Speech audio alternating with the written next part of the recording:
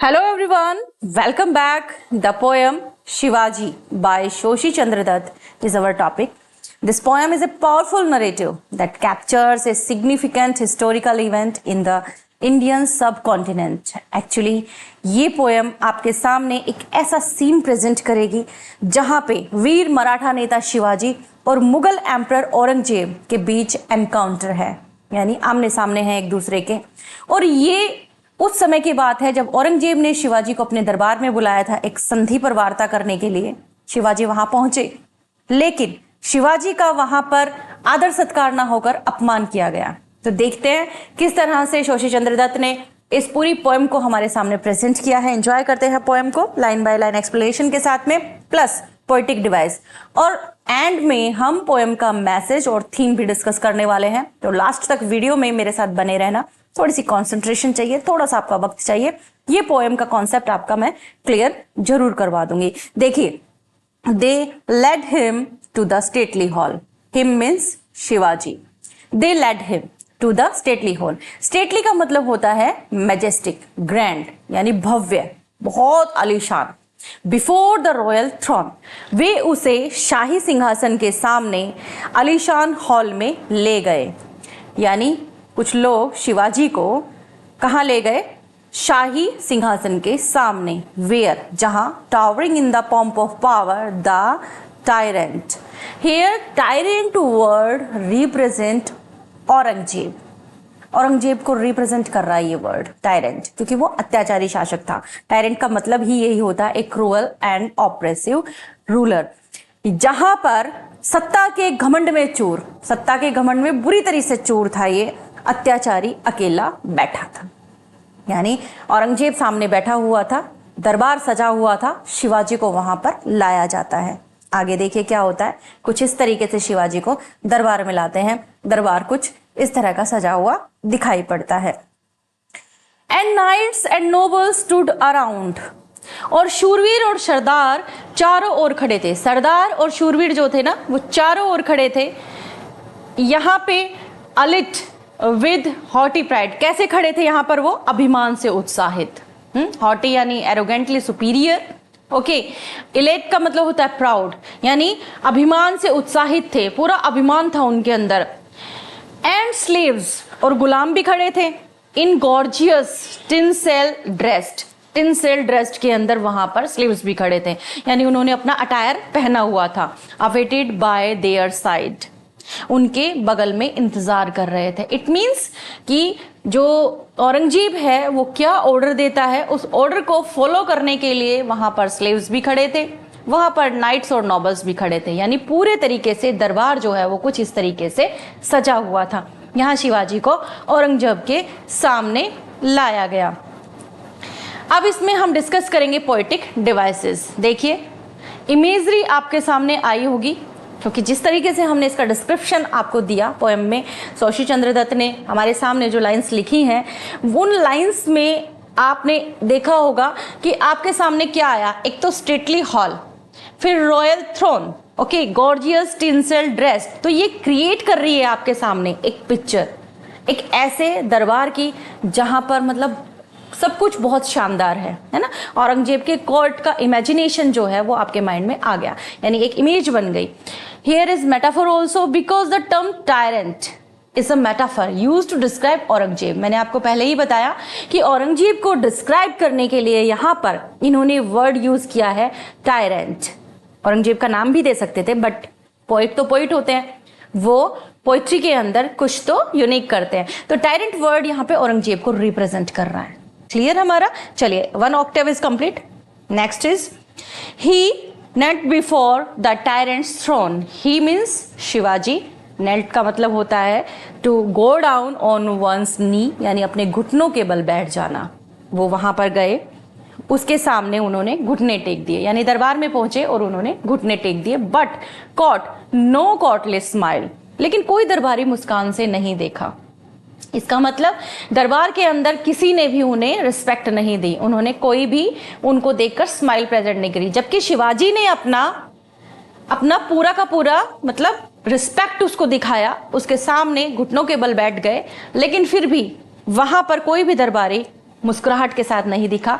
The monarch looked with I of scorn. जो monarch था, monarch का मतलब होता है किंग, जिसने पूरा साम्राज्य को संभाल रखा, वो किंग भी हो सकता है, क्वीन भी हो सकती है। The monarch looked with I of scorn, यानी जो सम्राट है उसने तिरस्कार की नजर से उसको देखा। स्कॉर्न यानी तिरस्कार कर देना, डांट देना, धमका देना, अपमान कर देना। Then darkly gazed a while. Darkly, अब ये डार्कली वर्ड, गेज्ड का मतलब झांकना, ताकना, देखना, घूरना, इस तरह से होता है। डार्कली गेज्ड अ व्हाइल, इसका मतलब फिर कुछ देर तक अंधेरी नजर से देखता रहा। इसका मतलब उसकी आंखों के अंदर ही देखने को मिल रहा था कि वो शिवाजी को कुछ खासा पसंद नहीं करता। शिवाजी के साथ उसे अपनी दुश्मनी निकालनी है। शिवाजी को देख रहा है, घूर रहा है, और कोई रिस्पेक्ट वाली नजर से नहीं, बल्कि कैसे, ऐसे कि जैसे वो अभी उसको खत्म कर देगा। ओके, चलिए आगे चलते हैं, ऑक्टेव को कंप्लीट करते हैं। And menials proud whose hearts had quailed. Menials का मतलब होता है फॉलोअर्स, और वो फॉलोअर्स जो प्राउड के साथ यहां खड़े हैं, उनके दिल में, when told his name of fear, उनके दिल में कभी शिवाजी के नाम का डर हुआ करता था। आज उनके दिल कैसे लग रहे हैं? ऐसे लग रहे हैं कि जैसे बहुत दिलेर हो गए हैं वो।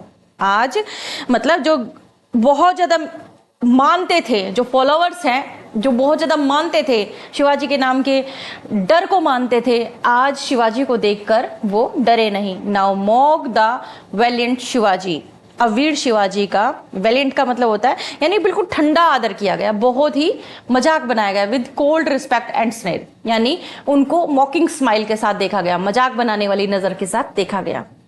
दरबार में जब वो औरंगजेब के पहुंचते हैं शिवाजी, तो वो सोचते हैं कि जिस तरीके से एक राजा को आने वाले किसी भी रिस्पेक्टेड पर्सनालिटी का रिस्पेक्ट करना चाहिए, उस तरीके से नहीं मिलता है, तो शिवाजी को बहुत ही अपसेट फील होता है। आगे देखेंगे हम पोएटिक डिवाइस। देखिए, इससे आपको और भी क्लियर हो जाता है, जो आपका थोड़ा बहुत डाउट बचता है वो पोएटिक डिवाइस में और भी क्लियर हो जाता है। तो ध्यान से देखा कीजिए इसको भी। देखिए आयरनी क्या है, शिवाजी ने क्या सोचा था और क्या हुआ उनके साथ, कि despite Shivaji's reputation and valour, he is met with scorn and sneer in the court, creating a sense of irony. How? Because वो expect कर रहे थे रिस्पेक्ट को, है ना, लेकिन होता क्या है, रिस्पेक्ट उन्हें नहीं मिलती। तो यहाँ पर क्या आ गई, आयरनी आ गई। यहाँ पर सोनिफिकेशन भी है, बिकॉज आई ऑफ स्कॉर्न। अब ये पर्सोनिफाई कर रहा है किस चीज को, डिसडेनफुल लुक को। एक जो सम्राट है, एक जो किंग है, उसके डिसडेनफुल लुक को रिप्रेजेंट कर रहा है। तो ये यहाँ क्या आ गया, पर्सोनिफिकेशन। चलिए नेक्स्ट ऑक्टेव पर चलते हैं। He could not bear their servile scorn. Servile scorn का मतलब होता है कि जब कोई किसी को तिरस्कार की नजर से देखता है, यानी उसको इंफीरियर फील कराता है, तो ये चीज उसको सहन नहीं हुई। किसे, शिवाजी को। द स्कॉर्न ऑफ वेसल लो, जागीरदारों का भी तिरस्कार उन्हें सहन नहीं हुआ। वेसल का मतलब होता है जो उसके सबॉर्डिनेटर्स हैं, है ना, उनका तिरस्कार भी सहन नहीं हुआ, कि राजा ने तो बुरी नजर से उनको देखा ही देखा, बल्कि वहां जितने भी खड़े थे उन्होंने भी शिवाजी का रिस्पेक्ट नहीं किया। The patience of his stubborn heart, his mean Shivaji, patience जो है ना, अब उसके पेशेंस जो हैं वो अब क्या हो गए थे, उसके हार्ट के अंदर बिल्कुल खत्म होने वाले थे। वर गैदरिंग ऑन हिज ब्रो, और जो उसके अंदर जो फील चल रहा था, यानी शिवाजी को जो बुरा लग रहा था, जो उनकी फीलिंग्स थी, वो उनकी ब्रोज पर नजर आ रही थी। यानी जो उनकी निगाह है, जो नजर है, जो उनके चेहरे का भाव है, वो बदल रहा था, क्योंकि उनको क्या फील हुआ है, अपना तिरस्कार फील हुआ है, अपनी इंसल्ट फील हुई है। आगे देखिए, his bosom plough with manly scars. उसका बूजम, यानी शिवाजी के बारे में बात करेंगे अब, कि शिवाजी जो कि ऐसी पर्सनालिटी है जिसने बहुत सारे युद्ध लड़े हैं और उनमें जीत भी प्राप्त की है। अब युद्ध लड़े हैं तो इसका मतलब सीने पर घाव भी खाए हैं। प्लो का मतलब क्या होता है, हल जोतना, समझ रहे हैं आप। लेकिन यहाँ पर क्या है, यानी यहाँ है वारफील्ड में जाना। वारफील्ड में गए हैं, मैनली स्कार्स उनकी बॉडी पर आपको देखने को मिलेंगे। ये सारी चीजें रिकॉर्ड है उनके फेम का। एक ऐसा इंसान जो बहुत प्रसिद्ध है, जिसने बहुत सारे युद्ध लड़े हैं, आज उसका ऐसा अपमान, तो क्या हुआ? Now heaved with all our warriors wrath he was not born to shame। वो शेम के लिए थोड़ी ना पैदा हुआ है, शर्मिंदा होने के लिए पैदा नहीं हुआ है। ये सारे के सारे निशान उसके फेम के रिकॉर्ड हैं। अब फूल गई है उसकी छाती। हीव्ड का मतलब फूल जाना। वर्ड्स के लिए आपको परेशान होने की जरूरत नहीं है। जो भी वर्ड्स आपको टिपिकल लगेंगे वो आपके सामने मेंशन किए गए हैं एक्सप्लेन करके, तो आप यहाँ पर देख सकते हैं। मैनली स्कार्स यानी स्कार्स इंडिकेटिव ऑफ ब्रेवरी, जो बहादुरी को इंडिकेट कर रहे हैं। इस तरीके के स्कार्स, इस तरीके के निशान जो है आप उनकी छाती पर देख सकते हैं, और वो निशान रिकॉर्ड है उनकी प्रसिद्धि के कि कितने महान थे वो। अब क्या हुआ? जब उनका अपमान हुआ तो उनकी छाती जो है उनका गुस्सा के साथ वो छाती भर जाती है और सीना जो है वो गुस्से से फूल जाता है, क्योंकि वो शर्मिंदा होने के लिए पैदा नहीं हुए थे। तो देखिए पोएटिक डिवाइस क्या है? Mainly scars. मैनली स्कार्स जो है ये यहाँ पे एज ए मेटाफर यूज हुआ है फॉर हिज पास्ट बैटल, जो पास्ट में उन्होंने बैटल्स, जो विक्ट्रीज जो उन्होंने ली हैं उसके लिए। So here is metaphor. Hyperbole also because the phrase all a warrior's wrath, कि इतना गुस्सा आ जाता है जितना कि योद्धाओं को आना चाहिए। तो एक्सेजरेशन है, used to emphasise Shivaji's intense anger, यानी बहुत ज्यादा गुस्से में भर जाते हैं शिवाजी, बहुत ज्यादा गुस्सा आता है बिकॉज इतनी फेमस पर्सनैलिटी, इतना बहादुर योद्धा, और आज इस तरीके का तिरस्कार, तो गुस्सा तो आएगा ना। तो यहाँ हमारी एक और ऑक्टेव कंप्लीट होती है। नेक्स्ट पर चलते हैं। A fearful light shone in his eyes, उसकी आंखों में एक डरावनी रोशनी चमक उठी। किसकी आंखों में? शिवाजी की आंखों में। शिवाजी अब जो है ना गुस्से में है। It's meaning who could tell, इसका मतलब कौन बता सकता है? जो गुस्से के अंदर एंगर जो है आंखों में दिखाई दे रहा है उसके बारे में अब कौन बता सकता है? That shook his frame and from his lips some harsh expression fell। होठ उनके फड़फड़ाने लगते हैं, शरीर उनका हिल जाता है गुस्से से, और कुछ वो कठोर बोलने ही वाले हैं, यानी ऐसा लगता है कि बस अब चिल्ला उठेंगे, कुछ ना कुछ ऐसा कर देंगे जो यहाँ पर नहीं होना चाहिए। Next, he stepped aside his patient dark unable to control। वह एक और हट जाता है। ही मीन्स वह, जो शिवाजी के लिए यूज किया है। स्टेप का मतलब होता है कदम। एक साइड अपने कदम कर लेते हैं, यानी पीछे की तरफ थोड़ा सा हट जाते हैं। उनका पेशेंट डार्क था। डार्क का मतलब क्या है? गुस्से वाला था। पेशेंट डार्क का मतलब बहुत ज्यादा गहरे इमोशंस थे। अनेबल टू कंट्रोल नहीं हो पा रहे थे। भाई तिरस्कार ही इतना हुआ था, अपमान ही इतना होता, कैसे होल्ड करेंगे वो? एंड स्ट्रगल स्टिल, लेकिन फिर भी स्ट्रगल कर रहे थे, रोकने की कोशिश कर रहे थे, बट येट इन वेन, लेकिन सब व्यर्थ, नहीं हो पा रहा था। To curb his lofty soul, क्योंकि उनकी आत्मा बहुत बुलंद थी, अब उस पर कंट्रोल करना तो बहुत मुश्किल हो रहा था। औरंगजेब ने उनके साथ व्यवहार ही ऐसा करा था। हियर इज ऑल्सो इमेजरी आपके सामने आई है, बिकॉज फियरफुल लाइट जब आपके सामने, जैसे ही मैंने बोला फियरफुल लाइट, वो भी शिवाजी की आंखों में, तो कहीं ना कहीं आपके भी दिमाग में इमेज बनी हुई होगी कि आंखें लाल हो रही है गुस्से से, एकदम तमतमाया हुआ चेहरा होगा शायद उस समय शिवाजी का। सो here is imagery, you can say imagery जो है यहाँ निकल कर आती है पोएटिक डिवाइस के रूप में। आगे चलते हैं नेक्स्ट ऑक्टेव पे। Overpowered he शंक upon the ground, अब वो जोर से जमीन पर गिरा, क्योंकि गुस्सा इतना आ गया, पूरे जोर के साथ में जमीन के ऊपर गिर गया। शंक का मतलब होता है वेंट डाउन और fell, but straight arose again, लेकिन फिर सीधा उठ खड़ा हुआ। This insult tyrant thou shall through, इस अपमान पर अत्याचारी तुम्हें पछताना पड़ेगा। Who thou it is an archaic word, you know, ये यू के लिए यूज होता है। शल्ट ऑल्सो आर्केइक वर्ड, ये शेल के लिए यूज हुआ है। रू का मतलब होता है रिग्रेट, यानी तुम्हें पछताना पड़ेगा, ये जो तुमने मेरी इंसल्ट करी है ना, इसके लिए तुम्हें पछताना पड़ेगा। टायरेंट वर्ड आपको पता ही है, रिप्रेजेंट कर रहा है औरंगजेब को। He never Fronx in when, ये कभी भी व्यर्थ नहीं है, यानी मैं जो बोल रहा हूं वो व्यर्थ नहीं है। इसका मतलब वो शिवाजी व्यर्थ नहीं बोल रहा है। शिवाजी क्या कह रहा है इस समय? शिवाजी कह रहा है कि जो इंसल्ट तुमने मेरी की है ये व्यर्थ नहीं जाएगी, तुम्हें इसका बहुत बड़ा भुगतान करना होगा। आगे देखिए, with bloody purpose in his heart, अब उसके दिल के अंदर क्या आ गया? ब्लडी पर्पस आ गया। ब्लडी पर्पस यानी खून खराबा करेगा, बदला लेगा। ही स्टूड अलोफ अलोन, वह अलग खड़ा था अकेला।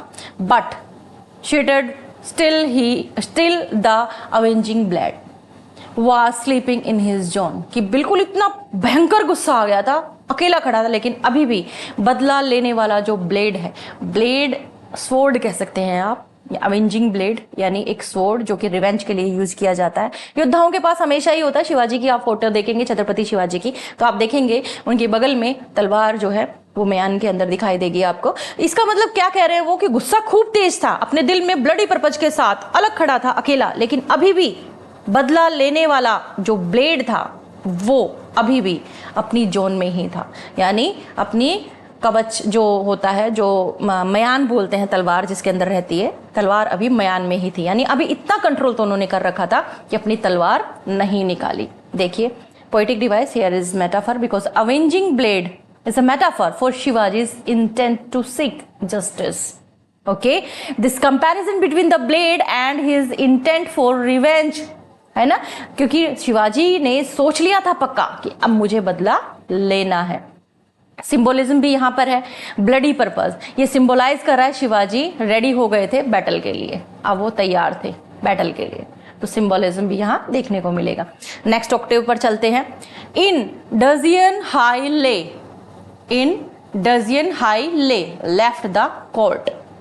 Okay, in dudgeon high lay में कोर्ट छोड़ दिया। डजियन हाई ले का मतलब होता है feeling of offence, deep resentment, बहुत ज्यादा, एकदम जैसे ये समझ लो कि ऐसी आ गई थी कंडीशन कि बस अब डू एंड डाई वाली। नोर आस्क्ड द किंग्स कमांड, कि राजा की कमांड का भी इंतजार नहीं किया, उसने गुस्से में, आक्रोश की कंडीशन में दरबार छोड़ दिया। राजा की आज्ञा भी नहीं मांगी कि राजा परमिशन देंगे तब मैं जाऊंगा, but found himself deceived, betrayed, और थोड़ी देर में उन्होंने अपने आप को क्या पाया कि उनके साथ धोखा हुआ है, उनको छला गया है, उनके साथ विश्वासघात हुआ है, यानी छल से औरंगजेब ने उन्हें बंदी बना लिया, कैप्टिव इन द लैंड, उन्हें अपने ही लैंड पर बंदी बना लिया।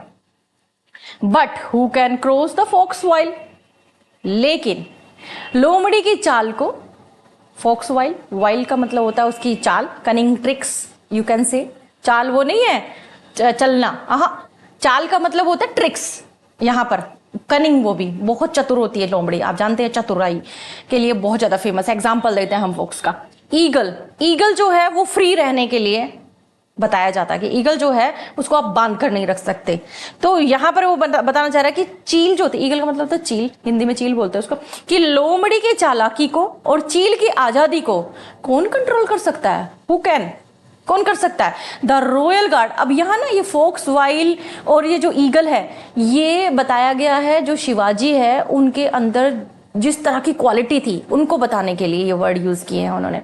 The royal guards are stood and true, royal guards बिल्कुल एकदम सच्चे थे और ये कह सकते हो चतुर भी थे, लेकिन शिवाजी कहाँ है, but where is Shivaji, Shivaji कहाँ है, यानी औरंगजेब ने शिवाजी को कैद कर लिया था, लेकिन शिवाजी छुपकर वहां से निकल गए, और कहा जाता है कि शायद फलों की टोकरी के अंदर छुपकर वो वहां से निकले थे, but where is Shivaji, Shivaji कहाँ चले गए। गार्ड भी हैं, खड़े हैं वहां पे, गार्ड भी अपने किंग के लिए बिल्कुल ट्रू है, श्रूड भी हैं, यानी चालाक भी हैं, लेकिन फिर भी पक्षी जो है वो उड़ गया। नेक्स्ट लाइन में आप देखेंगे, बट यहाँ पहले हम डिस्कस कर लेते poetic device. Here is metaphor, the fox wile and eagle free are metaphor used to describe Shivaji's cunning and freedom. मैंने आपको बताया वही है same, here is metaphor. Rhetorical question भी आ गया कि बट वेयर इज शिवाजी, समझ रहे हैं आप। तो इस तरीके से अगर आप पोएम्स को बहुत ध्यान से पढ़ेंगे ना हमारे साथ में, तो पोएटिक डिवाइसेस तो है ना आपको साथ के साथ ही तैयार हो जाएंगे, आपको अलग से देखने की जरूरत ही नहीं पड़ेगी। चलिए नेक्स्ट ऑक्टेव पर मूव करते हैं। द बर्ड हैज फ्लोन, पक्षी उड़ गया। हु पक्षी, कौन पक्षी, कौन बर्ड, यहाँ बर्ड है शिवाजी, हैज फ्लोन पक्षी उड़ गया।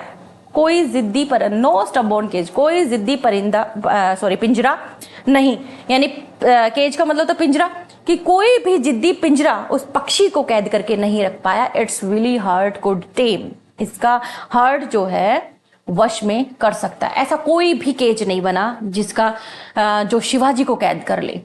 For dead lair work of death prepare, कि अब वो कैसे कामों के लिए अपने आप को तैयार करने लग गया, जो कहते हैं ना कि वो डेथ जैसे कामों के लिए, यानी अब मृत्यु के घातक कार्यों के लिए अपने आप को तैयार करने लगा था वो। ऐसा कह सकते हैं, पोइट ये भी कह रहे हैं कि औरंगजेब अब तुम तैयार हो जाओ कि अब तुम्हारे साथ शिवाजी युद्ध करेंगे और मृत्यु का तांडव जो है वो तुम्हें देखने को मिलेगा। He comes with sword and flame, he comes with sword and flame, वो स्वॉर्ड के साथ में आता है, फ्लेम के साथ में आता है, यानी गुस्से के साथ स्वॉर्ड लेकर सामने आता है। Ye play to trap with subtle words, अब ये आर्केइक वर्ड है, यू अंगेज इन के लिए ये वर्ड यूज होता है, ओके तो उसके लिए यूज किया है यहाँ पे राइटर ने कि ye play to trap with subtle words that feeble art is vain, कि तुम ये जो वर्ड्स बोल बोल के उसको फंसाने की योजना बनाते हो ये अब व्यर्थ है। क्योंकि औरंगजेब ने, ऐसा कहा जाता है, ऐसा सुना है, हमने भी हिस्ट्री में पढ़ा है कि औरंगजेब ने ना धोखे से शिवाजी को संधि की बात करने के लिए बुलाया था। पुरंदर संधि की बात है शायद, कि उसकी बातचीत करने के लिए शिवाजी को बुलाया, तो शिवाजी अपने बेटे संभाजी को भी लेकर गए थे साथ में, वहां दरबार में गए। उम्मीद तो ये लगाई थी कि संधि के लिए बुलाया है तो तमीज से पेश आएगा औरंगजेब, बट मुगल शासक वो कनिंग होते ही थे और धोखेबाज भी होते थे, तो उन्होंने क्या किया, शिवाजी के साथ धोखा किया और धोखे से उन्हें कैद कर लिया। तो क्या हुआ, द ट्रस्टिंग बर्ड, कि विश्वास करने वाला जो परिंदा था, जो पक्षी था, जिसने एक बार विश्वास कर लिया, व्हेन वंस डिसीव्ड, एक बार धोखा खाने के बाद, विल नेवर ट्रस्ट अगेन, दोबारा से ट्रस्ट नहीं करेगा।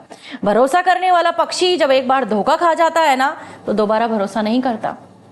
कहने का मतलब क्या है, कहने का मतलब यह है कि अब वो तुम्हारे जाल में नहीं फंसेगा, तुम्हारे वर्ड्स सुनकर तुम्हारे जाल में फंसने वाला नहीं है। अब ये सारी की सारी जो फीबल आर्ट्स है, ये जो दिखावटी जो चीजें है ना, अब व्यर्थ है, वेन है।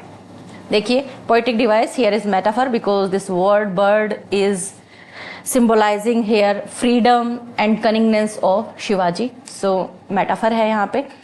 फोर शेडोइंग यहाँ आती है, एक फ्रेज देखिए आपके सामने आई कि he comes with sword and flame, ये फोर शेडो कर रही है, शिवाजी वापस लौटते हैं एक तैयारी के साथ, युद्ध की तैयारी के साथ में, ठीक है। This device sets the stage for the conflict to come and build anticipation in the reader.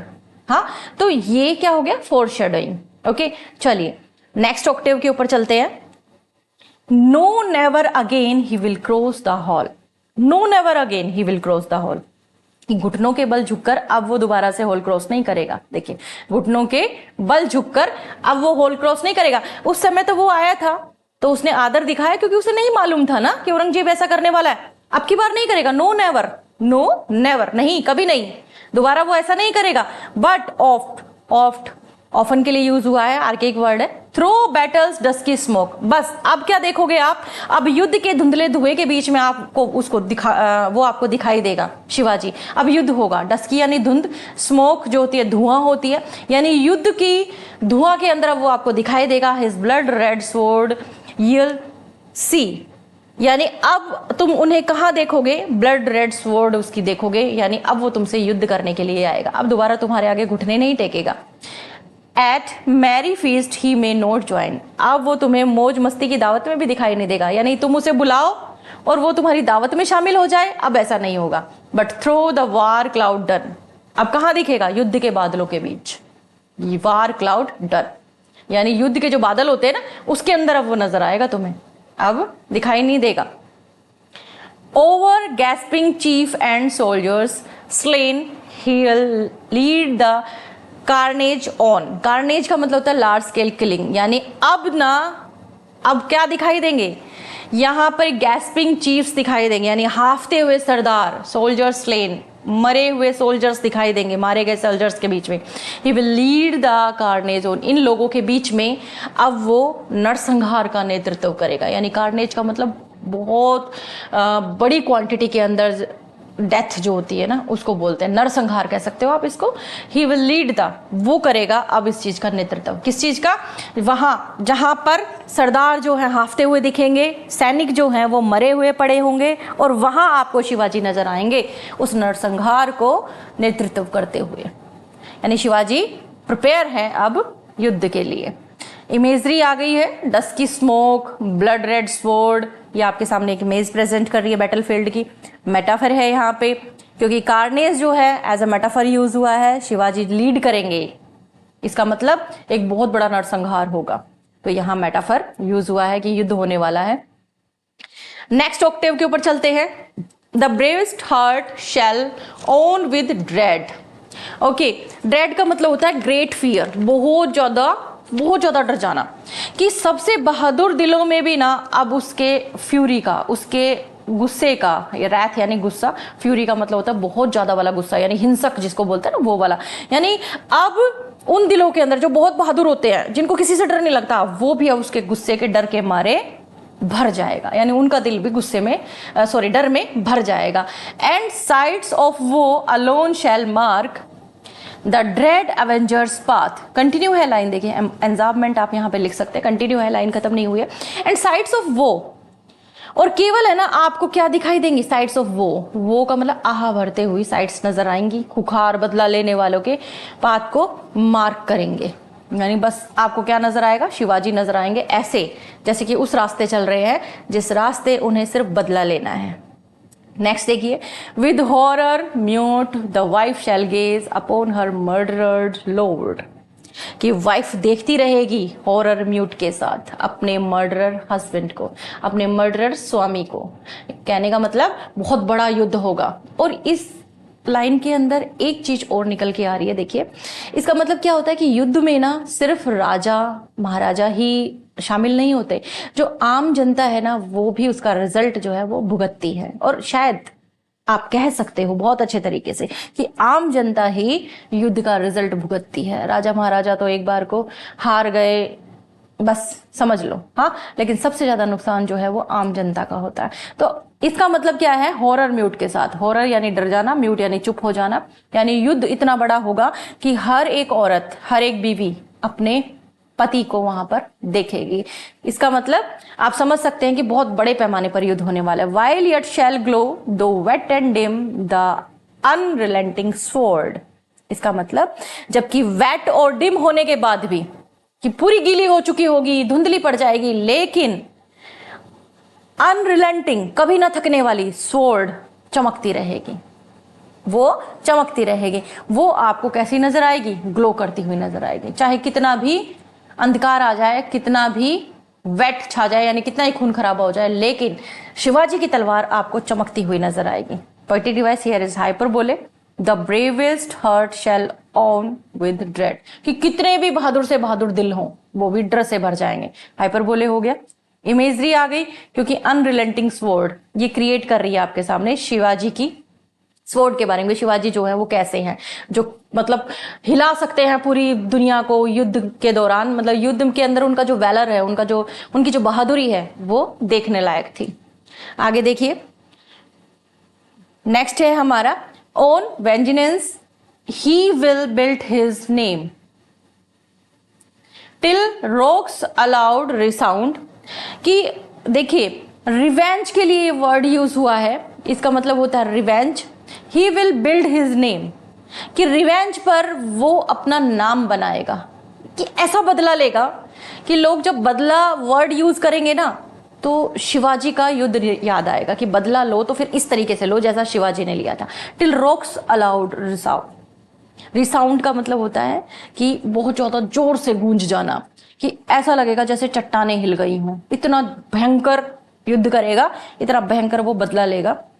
अब ये भी एक आर्केइक वर्ड है, ये द के लिए यूज हुआ है।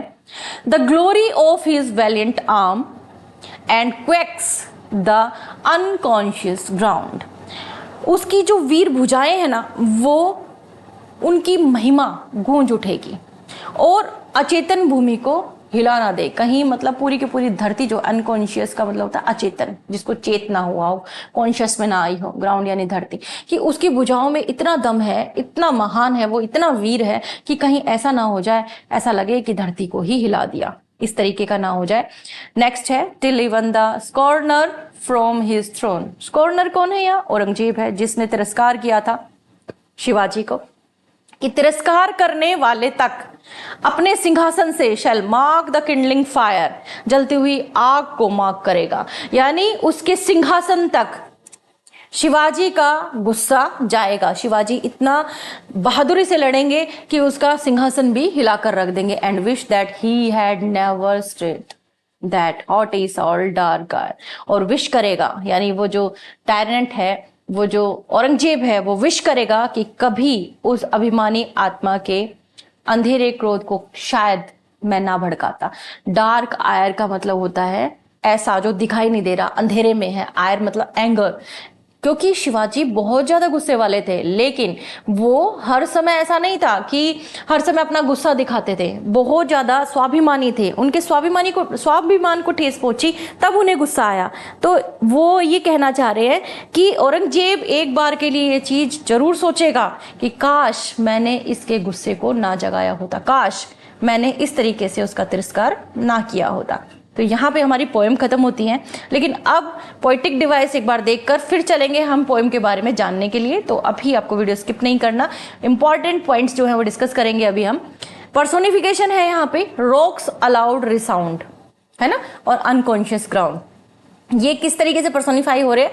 देखो, नेचुरल एलिमेंट्स हैं ये यहाँ विटनेस बने हैं शिवाजी के कामों की। तो शिवाजी ने जो बहादुरी के काम करे ना, उनका विटनेस बने। जबकि एलिमेंट्स क्या हैं, ये कैसे हैं? नेचुरल एलिमेंट्स है। तो पर्सोनिफिकेशन आ गया ना, ग्राउंड है, रॉक्स है। Metaphor, Kindling fire is a metaphor for the growing rebellion led by Shivaji.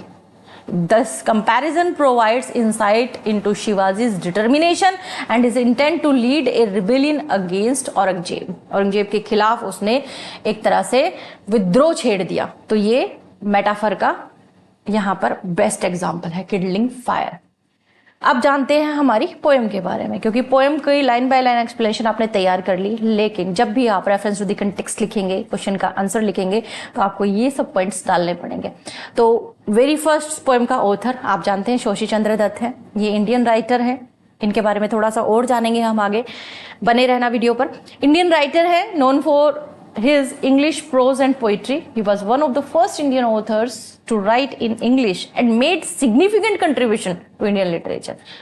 ये भी उनमें से एक है जो मतलब ऐसे राइटर हुए हैं इंडियन इंग्लिश में लिखने वाले, इंग्लिश लिटरेचर के लिए, उनमें से ही एक हुए हैं। ये बहुत ही वेल नोन पर्सनैलिटी है।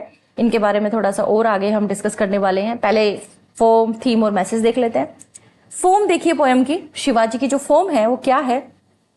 शोशी चंद्र दत्त ने ना 80 लाइंस में इसको कंप्लीट करा है। 80 लाइंस को 8 लाइन के स्टेंजाज बनाए हैं, और स्टेंजाज बनाए हैं कितने?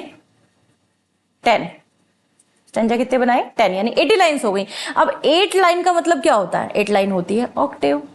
ओके, राइम स्कीम फॉलो करी है ABCB DEFE, ठीक है। जैसा मैंने आपको डिस्कस करवाया है, 4 लाइंस में लेकर चली हूं, तो उसी तरीके से मैंने आपको बताया ABCB DEFE, ये राइम स्कीम इसके अंदर रही है।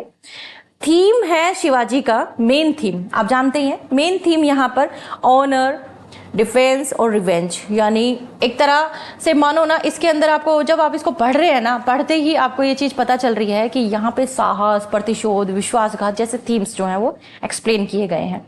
ये पोएम एक्सप्लोर कर रही है शिवाजी का जो रिफ्यूजल है उसको, औरंगजेब के कोर्ट के अंदर जब उसकी इंसल्ट हुई तो शिवाजी ने किस तरह का रिएक्ट करा, वो चीज एक्सप्लोर कर रही है। मैसेज क्या है यहाँ पे? Poem is the importance of standing up for one's honour, कि हमेशा हर इंसान को अपने सम्मान के लिए तो खड़ा जरूर होना चाहिए। इस तरह का मैसेज जो है वो ये पोएम हमारे सामने प्रेजेंट करती है। अब हम जान लेते हैं शोशी चंद्र दत्त के बारे में। शोशी चंद्र दत्त की एक पोएम और हम ऑलरेडी पढ़ चुके हैं, वहां भी हमने इनको एक्सप्लेन किया है। तो देखिए, राइटर के बारे में बात करते हैं। सबसे पहले लाइफ स्पेन देख लीजिए। 1824 में इनका बर्थ हुआ, 1885 में इनकी डेथ हुई है। Shoshi Chandra Dutt was a multi faceted personality, यानी एक तरह से बहुमुखी प्रतिभा के स्वामी थे ये। बहुत सारी प्रतिभाएं थी इनके अंदर। बंगाली ऑथर थे ये, हिस्टोरियन और पोइट रहे हैं। सुडोनिम भी है इनका, बहुत सारे ऑथर्स की तरह इन्होंने भी अपना एक उपनाम रखा है, एक पेन नेम जो है ये कह सकते हो, उपनाम रखा है, यूज किया है इस नेम को इन्होंने। He was the uncle of Romesh Chandra Dutt, ये अंकल थे रोमेश चंद्र दत्त के। अब रोमेश चंद्र दत्त को यहाँ मेंशन क्यों किया है? क्योंकि ये रिनाउड इंडियन सिविल सर्वेंट थे, इकोनॉमिक हिस्टोरियन थे, और बेसिकली इसलिए मैंने मेंशन किया क्योंकि ये रामायण और महाभारत के ट्रांसलेटर रहे हैं। Shoshi Chandra Dutt was one of the first Indian authors to write in English. He played a crucial role in shaping Indian English literature. ये हमारे राइटर थे। तो आज का वीडियो इस तरीके से हमने कंप्लीट किया है। यहाँ राइम स्कीम आपके लिए मेंशन करने के लिए एक हमने यहाँ स्टेंजा दिया है, एक ऑक्टेव दिया है। आप राइम स्कीम जो है बहुत इजीली कमेंट करके मुझे बता सकते हैं, क्योंकि देखिए हाईलाइट भी कर रखा है तो आपको प्रॉब्लम ही नहीं आएगी, थोड़ा सा प्रैक्टिस हो जाएगी, इस वजह से हम इसको डालते हैं। तो चलिए, ये था हमारा वीडियो। अगर आपको पसंद आया प्लीज़ लाइक कर दीजिए, जल्दी से शेयर कर दीजिए अपने फ्रेंड्स के साथ ताकि उन्हें भी बेनिफिट हो, और चैनल को सब्सक्राइब तो जरूर कर लीजिए, सब्सक्राइब करे बिना नहीं जाना है। Thanks for watching.